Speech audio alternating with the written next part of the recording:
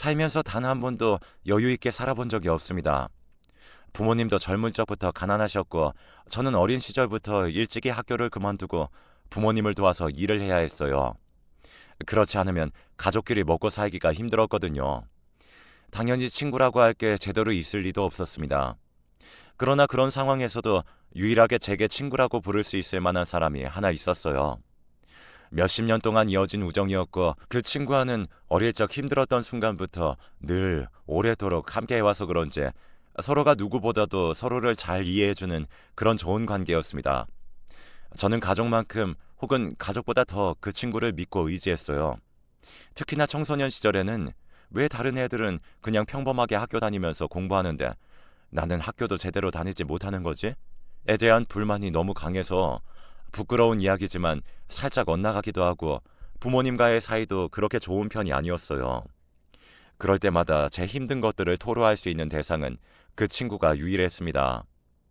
야, 우리 나중에 어른 되더라도 우리 계속 친구하면서 지내는 거다. 그 친구가 없었다면 제 인생은 아마 2배 정도 더 암울했을 거예요. 힘겨운 학창 시절을 보내면서 친구와 시간을 보낼 수 있다는 게 제게는 정말 거의 유일한 위안이었으니까요. 부모님의 일을 도우면서도 시간이 난다면 꼭 친구와 만나서는 별건 아니더라도 함께 돌아다닌다거나 이것저것 구경하는 등 여러모로 시간을 보냈습니다. 이런 저희의 우정은 당연히 어른이 되어서도 변치 않았습니다. 특히나 친구는 저만큼은 아닐지라도 역시나 집안 사정이 그리 넉넉지 않았기 때문에 아마 친구 역시 저를 어느 정도 의지하는 부분이 있었을 거예요. 서로가 서로를 보듬었다 보니 당연히 사정이 조금 더 나아진 뒤에도 우정은 더욱더 견고해져 갔습니다. 그러다가 30살이 되었을 때 친구가 결혼을 하게 되었어요. 정말 가족 같은 친구였기에 그 누구보다도 친구의 결혼식이 너무나 기뻤습니다. 저는 없는 형편에 있는 돈을 다 끌어모아서 축의금도 200만 원을 해줬어요.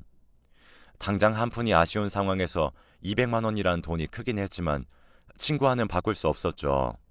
야, 너는 무슨 축의금을 200만 원이나 했어? 괜히 미안하게. 아, 아이, 다른 사람도 아니고 네 결혼식인데 내가 돈을 아낄 일이 있냐? 걱정 말고 받아. 대신 나중에 배로 갚고. 알았지? 결혼을 한 친구는 이전보다 훨씬 더 안정적이고 행복해 보였습니다. 그런 모습을 보니까 저도 결혼이 하고 싶어지더라고요.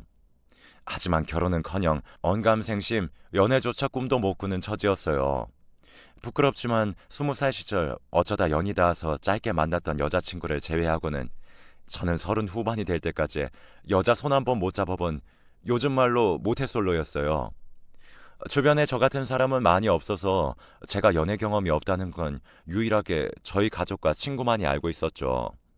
사실 여자친구 같은 게 없던 지 오래되다 보니 그동안은 그렇게 외롭다는 느낌이 들지 않았는데, 이상하게 친구가 결혼해서 사는 모습을 보니까 나도 더 늦기 전에 연애를 좀 해볼 걸 이라는 후회가 들더라고요. 하지만 워낙 숫기도 없고 여자랑 잘 어울릴 자신도 없기 때문에 저는 노총각 신세를 유지해야 했어요. 너는 언제 결혼할 거냐며 손주는 안 보여줄 거냐는 부모님의 성화를 제외하면 노총각으로 사는 것도 아주 나쁘지만은 않았죠. 가끔씩 친구네 집에 가서 재수 씨도 만나고 친구네 자식 보면서 시간을 보내는 것만으로도 어느 정도 외로움이 충족이 됐거든요. 그러던 어느 날이었습니다. 한 3달 정도 친구와 연락이 안 되던 때가 있었어요. 원래는 아무리 바빠도 주에 한 번씩은 꼭 전화 통화를 했던 친구였던지라 이렇게 3달 가까이 연락이 안 됐던 적은 처음이라 저는 당연히 친구가 걱정이 되었습니다.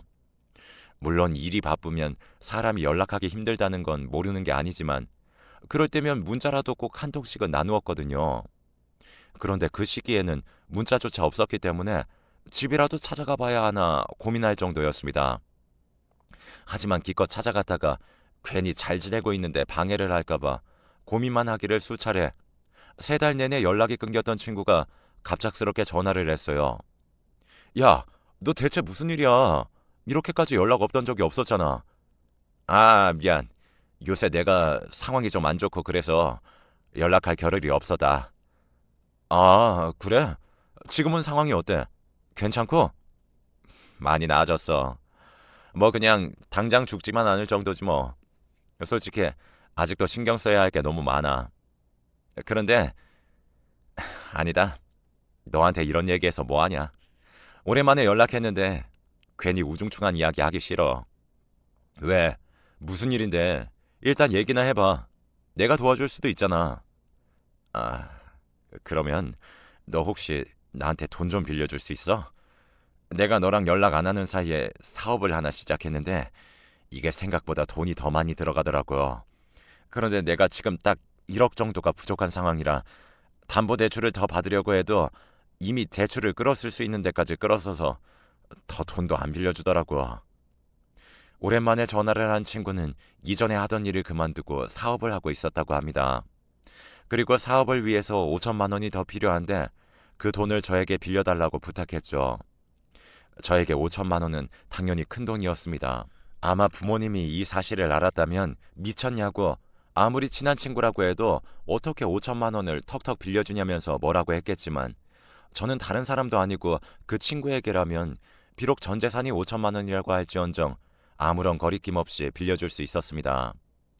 그래서 저는 걱정하지 말라고 5천만 원까지는 있으니까 그 정도 돈은 빌려주겠다면서 친구에게 바로 5천만 원을 송금했어요. 사실 제가 만약 친구처럼 가정이 있는 상황이었다면 아무리 그렇게 친한 친구고 믿는 친구라고 할지언정 5천만 원을 빌려주지 못했을 겁니다. 하지만 불행인지 다행인지 몰라도 제가 여자친구 하나 없는 노총각이었기 때문에 조금 더 자유롭게 돈을 빌려줄 수 있었죠. 제가 준 5천만 원을 받은 친구는 너무 고맙다면서 전화로 거듭 인사를 하고 말했습니다. 내가 이 돈 꼭 갚을게. 사업 성공해서 너한테 배로 돌려줄 거야. 돈을 빌려줄 당시 배로 갚는 걸 기대하고 그런 건 당연히 신경 쓰지 않았어요. 제게 중요한 건 오로지 친구가 이 돈을 이용해서 정말 원하는 대로 사업을 꾸려나갈 수 있는 것 뿐이었습니다. 저는 마지막까지 전화로 친구를 응원한 뒤에 통화를 끊었어요. 그리고 그 뒤로는 일부러 친구에게 연락하지 않았죠. 다른 상황이면 몰라도 저에게 돈을 빌린 입장에서 친구에게 연락을 자주 한다면 제 의도가 그렇지 않다고 할지언정 친구는 그걸 일종의 독촉으로 생각할 수 있다는 생각이 들더라고요. 안 그래도 힘든 상황에서 사업 꾸려나가려고 애쓰는 친구에게 제가 부담 주고 싶지 않았어요. 그리고 한편으론 친구에 대한 믿음도 있었죠. 몇십 년 이상 알아온 사람이기 때문에 당연히 알아서 돈이 생긴다면 갚을 친구라고 말이죠. 하지만 1년이 지나도록 친구는 연락을 하지 않았습니다. 심지어는 제 생일도 말이죠. 다른 날은 몰라도 서로의 생일 같은 경우에는 만나서 식사를 함께 했기 때문에 굉장히 이례적인 일이었습니다. 돈을 빌려줬다고 할지라도 저는 그런 특별한 날에는 당연히 이전처럼 평소와 똑같이 시간을 보내고 어찌됐든 둘 사이에 금전적인 관계가 추가됐을지언정 기본적인 관계는 친구이기 때문에 그런 중요한 날에도 연락이 없는 건 좀 이상하더라고요. 그래서 기다리다가 제 생일이 지나고 한 2주일 뒤에 제가 먼저 친구에게 연락했습니다. 그런데 지금 거신 번호는 없는 번호입니다. 다시 한번 확인하고 걸어주세요. 10년간 바꾸지 않았던 친구의 전화번호가 바뀌어져 있었습니다. 정말 믿기지 않은 이 현실에 몇 번이고 친구에게 전화를 걸어봤지만 수화기 너머로 돌아온 대답은 똑같을 뿐이었습니다. 저는 그 길로 친구의 소식을 어떻게든 수소문하려고 했어요. 그 결과 친구가 어디 있는지는 알지 못했지만 친구가 어떤 상황인지는 알 수 있었습니다.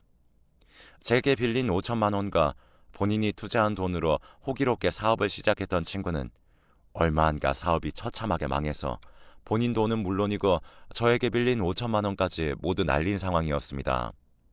빚쟁이들이 쫓아오는 통에 이전처럼 평범하게 살 수 없었던 친구는 야반도주를 했겠죠. 친구인 저에게 연락도 하지 않고 말이죠. 실망을 하지 않았다면 거짓말일 겁니다. 저는 아무리 힘든 상황이 있어도 친구가 저에게는 연락을 할 거라고 생각했기 때문이에요. 그리고 화가 났어요. 정말로 저는 당시 제 돈을 모두 탈탈탈 털어서 친구에게 줬던 겁니다. 물론 사업이라는 게 실패할 가능성은 당연히 있는 것이기 때문에 제가 빌려주기로 한 이상 그런 부분은 당연히 염두에 두고 있었어요. 하지만 친구도 제가 전 재산을 빌려줬다는 걸 아는 상황에서 설마 저한테 이런 반구도 없이 그냥 자기 살려고 그렇게 훌쩍 도망을 가버릴 거라고는 상상도 못했습니다. 저는 친구의 야반 도주를 알게 된 시점으로부터 제 인생에서 가장 좋은 친구 하나를 잃게 되었어요. 그 뒤로는 막말로 정말 개처럼 돈 버느라 바빴습니다. 원래 못했던 연애를 그때 가서 할 수 있을 리도 없었고, 그냥 조금이라도 먹고 살기 어렵지 않게 환경을 만들기 위해서 시간이 나면 무조건 잡일이라도 하러 밖에 나갔어요. 혼자 집에 있으면 자꾸 그 친구가 생각이 나더라고요. 그러면 슬퍼지고 고통스러워졌기 때문에 일을 하면서 기분도 환기시켰습니다.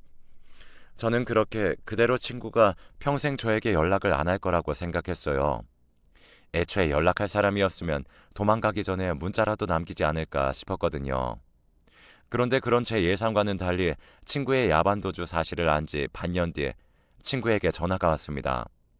처음에는 모르는 번호라서 친구라고는 상상도 못하고 받았는데 목소리가 딱 친구였죠. 이전과는 달리 많이 쉬고 아픈 듯한 음성이긴 했지만요. 네가 무슨 염치로 나한테 전화를 한 거냐? 아직 안 죽고 살아는 있었네? 정말로 미안하다. 그런데 내가 꼭 너한테 할 말이 있어. 나 꼴도 보기 싫은 거 아는데 이번이 마지막이라고 생각하고 한 번만 만나주라. 왜? 돈 준비해서 돈 주려고 만나자고 하는 거야? 돈 준비되기 전까지는 안 만날 테니까 돈 준비되면 그때 연락해라. 재수 씨랑 네 자식 때문에 지금 참고 있는 거니까. 아니, 그게 아니라 그, 제발 한 번만 만나주라. 할 말이 있어서 그래. 친구는 직접 얼굴을 보고 하고 싶은 말이 있다며 저와 만나달라고 하면서 한 병원의 주소를 알려주었습니다. 저는 그래서 친구의 아내나 자식의 병원에 입원해 있는 거라고 생각을 했어요. 그런데 막상 병원에 누워 있는 것은 친구였죠. 심지어 그냥 조금 아프고 만 것이 아닌 말기 암이었습니다. 게다가 죽을 날까지 이미 받아놓은 상황이었던 거죠. 친구는 자신의 얼마 안 남은 생 속에서 제게 꼭 사과하고 싶었다고 합니다. 병실에 초라하게 누워있는 친구를 보니 만감이 교차했습니다. 누구보다 덩치도 커서 건강했던 친구인데 이제 앙상한 뼈만 남아 금방이라도 눈물을 떨굴 듯한 눈빛으로 저를 쳐다보는데 그 순간에는 아무 말도 아무것도 할 수 없었습니다. 그리고 친구는 조용히 입을 떼기 시작했어요. 네가 얼마나 큰 맘 먹고 그 돈 빌려줬는지 내가 모르는 게 아닌데 그땐 당장 빚쟁이들이 쫓아오고 그러는 게 너무 무서웠어. 그리고 네 앞에서 고개 들기도 힘들었고 그 돈은 내가 정말 2배 넘게 돌려주려고 했었는데 2배는커녕 원금까지 깎아먹었으니 내 스스로가 너무 밉고 이런 나를 네가 어떻게 생각할지 몰라서 연락하는 게 너무 두렵더라. 하지만 아무리 두려워도 그랬으면 안 됐는데 정말 미안하다. 깡마른 얼굴과 몸으로 제게 사과를 하는 친구를 보니 참 이걸 뭐라 말해야 할지 모르겠더라고요. 하지만 그러면서도 그 당시에는 화가 많이 나 있었어요. 돈 때문에 화가 난 게 아니었습니다. 단지 이 친구와 나와의 우정을 생각한다면 미리 저에게 상의를 했어야 했고 그렇지 못하더라도 단 한마디라도 남겼다면 저는 그 친구를 믿고 기다렸을 텐데 말이죠. 그런데 배신감이 어찌나 컸던 건지 그런 친구의 모습을 보고 있으면서도 실망감은 쉽게 누그러지지 않았어요.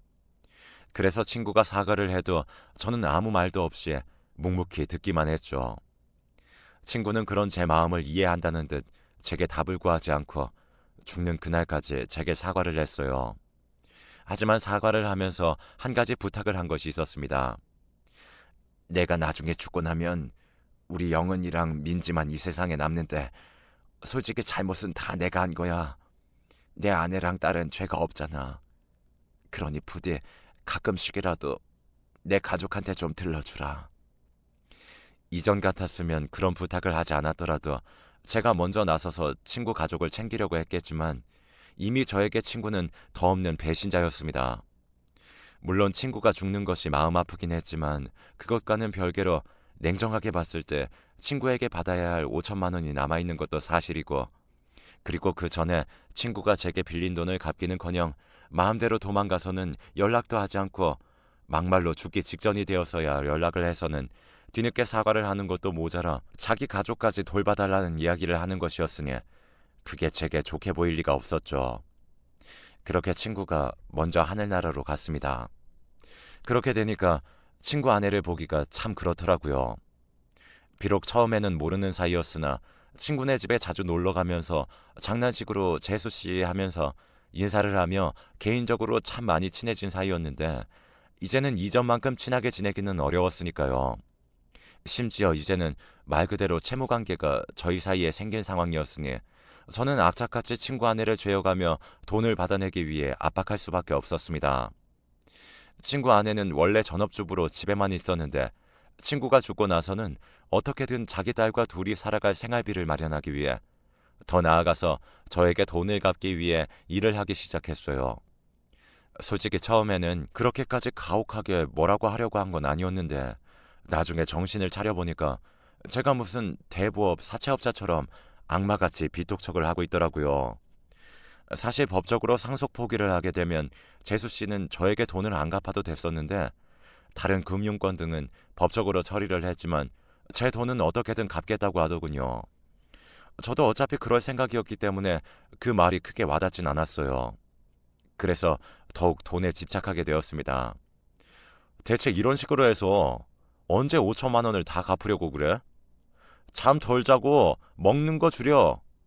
내가 성혁이 그 녀석한테 빌려준 5천만 원이 내 전 재산이라는 얘기 들었어? 물론 잘못을 성혁이 그 녀석이 했지만 지금 걔는 죽었는데 어떡해. 남은 사람이 갚아야지. 솔직히 제가 막말을 했다고 하더라도 친구 아내 입장에서는 견디기 힘들었을 겁니다. 하지만 친구 아내는 묵묵하게 일을 했어요. 아주 조금씩이라도 돈이 생기면 즉각 저에게 송금을 했고 정말 제 말 그대로 본인 입에 들어가는 거, 본인이 걸치는 거 전부 아끼는 것 같더라고요. 제가 그 모습을 거의 3년을 봐왔습니다. 하지만 제가 애초부터 그렇게 안면몰수한 인간 말종은 아니었던지라 진짜 제 돈 갚으려고 아등바등 사는 재수씨 모습을 보니 그게 참 안쓰럽기도 하고 짠하기도 하고 동정심이 들더라고요. 게다가 3년을 그렇게 열심히 했는데 저에게 갚은 돈이 3천만 원이 좀 안 되었습니다. 물론 제대로 일하지 못하는 형편에서 1년에 1천만 원씩 갚았다는 건 어떻게 보면 거의 고무적인 일이네요. 하지만 그만큼 재수씨 그리고 재수씨의 어린 딸은 제대로 사람같이 살지도 못하고 있었죠. 언제부터인지는 모르겠지만 어느 날부턴가 재수씨를 볼 때마다 아, 내가 이 돈을 다 받아야 하는 건가 하는 생각이 들었습니다. 5천만 원, 당연히 큰 돈이고 말씀드렸듯이 제 전 재산을 다 갖다 준 것이었기 때문에 당연히 소중한 돈입니다. 그러나 곰곰이 따지고 보면 그 돈이 현재 상황에서 꼭 필요했던 것도 아니고 이제 저한테 아무런 말도 없이 도망갔던 친구에 대한 원망도 어느 정도 많이 희석이 된 상황에서 제가 남은 2천만 원 정도를 받고자 지금처럼 재수 씨와 재수 씨의 어린 딸을 이런 식으로 고생시켜도 되는지에 대한 회의감이 무척 많이 들었습니다. 그러다 보니 문득 이런 생각이 들더라고요. 그냥 못 받는다고 생각하고 신경을 쓰지 말아야겠다. 재수 씨와 어린 딸이 불쌍해 보이는 시점에서 이미 말은 다 한 거였죠. 그렇게 되니까 그냥 이런 생각도 들더라고요. 애초에 그 2천만 원은 내 돈이 될 운명이 아니었다고요. 그래서 그때부터는 점차 재수 씨에게 보내는 돈도 줄이라고 하고 약간 상황이 힘들거나 하면 돈 보내는 것보다 당장 먹고 사는 걸 우선시하라고 넌지시 이야기했습니다. 이상하게 그 시점부터는 진짜 친구 생각이 엄청 많이 들었어요. 죽기 전에 가끔씩이라도 좋으니 자기 가족을 들여봐주고 보살펴달라고 말하던 친구의 유언도 생각났죠. 어쩌면 저는 5천만 원으로 시작된 돈 때문에 제 인생에서 더 없을 친구 하나를 제 마음에서 도려낸 게 아닌가 싶었습니다. 완벽히 마음을 고쳐먹은 뒤로는 더 이상 재수 씨에게 빚을 갚는다는 명목의 돈도 받지 않았어요. 오히려 제가 일을 하고 조금이라도 여윳돈이 있다면 이걸로 민지랑 먹고 사는 거 생활비로 쓰라고 이야기하면서 돈을 주곤 했습니다. 물론 친구에 대한 앙금이 아예 없다고 하면 그건 솔직히 거짓말일 거예요. 어떻게 아예 없을 수가 있겠습니까? 친구가 했던 일들이 사라지는 게 아닌데요. 하지만 정말 재수 씨와 그 딸은 죄가 없잖아요. 게다가 무엇보다도 제가 친조카처럼 대했던 그 어린아이가 늘 제게 삼촌 삼촌 하면서 따라다니는 게 언제부턴가는 양심이 되게 찔렸습니다. 사실상 저는 말이죠. 그 아이 삼촌이 아니라 빚독촉하고 다니는 사채업자나 다름이 없었는데 행동을 바꾸고 나니 마음이 편해졌습니다. 재수 씨는 처음에는 이런 제 호의를 괜찮다고 하면서 조금 불편해하는 듯 보였지만 하루 날 잡고 진지하게 이야기하고 나니까 제가 정말 진심으로 둘을 돕고 싶다는 걸 알았는지 그 이후부터는 제가 해주는 호의들을 아무런 말 없이 받아들였습니다. 그리고 이것저것 하나하나 신경을 써줬어요. 내 마음은 그렇지 않은데 일부러 못되게 굴었던 지난 날을 비에 씻기듯 씻어내기 위해서 몸부림치듯이 두 모녀에게 정말 열과 성을 다해 잘해주게 되었습니다. 가족처럼 말이죠. 재수 씨, 이 근처에 재수 씨가 다닐 만한 학원이 있는데 한번 가보면 좋을 것 같아요. 새 일자리 구하기 어렵긴 한데 재수 씨 나이 정도면 충분히 자격증 따서 다닐 수 있을 거예요. 변변찮은 일자리도 구하지 못하는 재수 씨에게 자격증 학원을 소개시켜주면서 일자리를 구하는 것까지 도와주었습니다. 그러다 보니까 재수 씨 입장에서는 제가 무척이나 고마웠나 봐요. 사실 5천만 원 중 2천만 원은 거의 받을 생각을 하지 않은 상태에서 재수 씨가 딸과 살아갈 수 있도록 도와준 거니까요. 그래서인지 재수 씨가 어느 날 그러더라고요. 저한테 동생이 하나 있는데 얘 한번 만나봐요. 얘가 예쁘고 착하고 성격도 좋아서 만약 잘 되면 그래도 좋은 관계로 지낼 수 있을 거예요. 갑작스러운 선짜리 제의에 처음에는 거절했습니다. 애초에 저 같은 상황에서 여자는 꿈도 못 꾸고 있었고 사실 스스로에 대한 자신감이 많이 없었거든요. 하지만 제가 아무리 거절을 해도 재수 씨가 꼭 사귀지 않아도 된다면서 한 번만 만나보라고 성화를 하는 통에 그래, 한 번 정도는 괜찮겠지 라는 마음으로 선자리에 나갔습니다. 그런데 재수 씨에게 예쁘고 참하다는 설명을 듣긴 했지만 정말 선자리에 나와 있는 재수 씨의 동생은 어딜 가도 사람들이 다 돌아볼 만큼 빼어난 미인이었습니다. 심지어 나이도 저보다 10살이나 어렸죠. 진짜 부담되더라고요. 저는 그냥 아저씨 얼굴에 배도 나와 있고 가진 것도 없는 상황이었는데 그냥 늙음하게 좋은 경험한다고 생각하고 가볍게 시간을 보내다 돌아왔습니다. 그런데 재수 씨 동생이 먼저 다음에 또 만나자고 이야기했고 어쩌다 보니 몇 차례 더 데이트를 하게 되었는데 그럼 안 되지만 시간이 지나면 지날수록 재수 씨 동생에게 반해가는 저를 느끼게 되더라고요. 놀라운 것은 재수 씨 동생 역시 저에게 호감을 보였다는 겁니다. 그렇게 둘이 가졌던 만남이 계속 이어지면서 저희는 약 2달 뒤에 연애를 하게 되었어요. 이 얼마나 기적 같은 일인지 함께 길거리에 나가면 거짓말 안 하고 주변 사람들이 저놈은 얼마나 능력이 있길래 저런 미인을 옆에 끼고 다니지 하는 시선으로 저를 다 쳐다봤습니다. 솔직히 당장 사귀고 있는 저 자신도 이해되지 않아서 물어본 적이 있었어요. 왜 나 같은 아저씨를 만나는 거예요? 그러면 여자친구는 늘 이렇게 이야기했습니다. 저만큼 배려심 넘치고 착한 사람이 없다고요.